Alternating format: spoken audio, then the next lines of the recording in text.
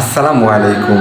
আজকে আপনাদেরকে এমন একটি টপিক শেখাবো যা চাকরির পরীক্ষা, বিসিএস, ভার্সিটি অ্যাডমিশন এবং আরও বিভিন্ন পরীক্ষায় কাজে লাগবে। চলুন শিখে আসা যাক। Dangling modifier.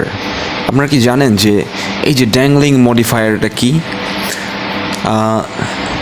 যারা ইউনিভার্সিটি অ্যাডমিশন দেবেন কিংবা বিসিএস দেবেন অথবা যে কোনো প্রতিযোগিতামূলক চাকরির পরীক্ষা দেবেন, তাদের অনেকের কাছেই হয়তো ড্যাংলিং মডিফায়ার এই টার্মটা অচেনা লাগতে পারে। দেখুন, হুইচ ইজ কারেক্ট, এখানে প্রশ্ন এরকম আসতে পারে, which is correct while going to school a dog bit her. অর্থাৎ স্কুলে যাবার সময় একটি কুকুর তাকে কামড় দিল, এবং while going to school she was bitten by a dog. অর্থাৎ স্কুলে যাওয়ার সময় সে একটি কুকুরের কামড় খেলো। আপনাদের কি মনে হচ্ছে না যে দুটো সেন্টেন্সই কারেক্ট? মনে হতেই পারে, তাই না?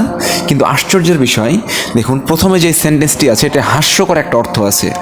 While going to school a dog bit her, এখানে যেহেতু এ ডগটা সাবজেক্ট, তার মানে কে স্কুলে যাচ্ছিল?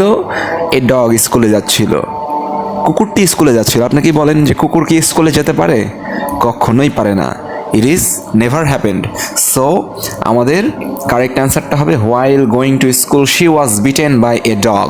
অর্থাৎ স্কুলে যাবার সময় মেয়েটি একটি কুকুরের কামড় খেলো। ড্যাংলিং মডিফায়ার কি আপনাদের ক্লিয়ার হয়েছে? আশা করি ভালো লাগবে এবং আপনারা সবাই সঠিক উত্তর বুঝতে পেরেছেন কিনা সেটি জানাবেন।